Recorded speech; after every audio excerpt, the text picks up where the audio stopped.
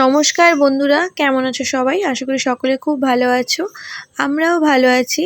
সকল বন্ধুদেরকে জানাচ্ছি বিজয়া দশমীর প্রীতি ও শুভেচ্ছা। বড়োদেরকে আমার প্রণাম, ছোটোদের অনেক অনেক অনেক ভালোবাসা। গতকাল গিয়েছিলাম মায়ের বরণ করতে আমাদের পুরনো পাড়ায়, যেখানে মণ্ডপে পুজো হয় সেই মণ্ডপেই গেছিলাম। আমরা এখানেই আগে থাকতাম, তোমাদের সাথে আগে শেয়ার করেছি। তো এটা অনেক পুরনো পুজো, তো সেখানেই এসেছিলাম মায়ের বরণ করতে।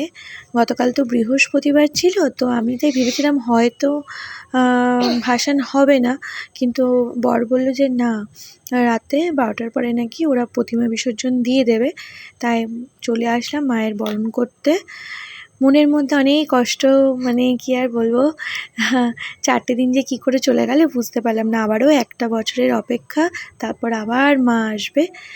তো যতই হোক, মনে তো কষ্ট নিয়ে হলেও তো বিসর্জনের দিনটা একটু মেনে নিতেই হয়, আর কিছু করার নেই।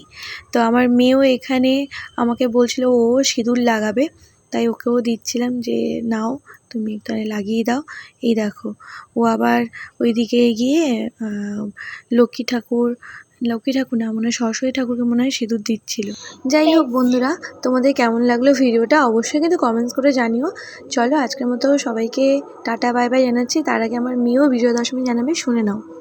শুভ বিজয়া বন্ধুরা, আমিও আগের থেকে এসে নমস্কার করে গেছিলাম পায়ে। আমারও খুব দুঃখ হচ্ছিল, তাই জন্য আমিও কাঁদছিলাম না মায়ের মতো, তা সহ্য করতে পারছিলাম। কি সহ্য করেছো তুমি? বাবা, তোমারও কষ্ট হচ্ছিল? বাবা, দেখেছো, ওরও কষ্ট হচ্ছিল। ঠিক আছে, চলো বন্ধুরা, টাটা।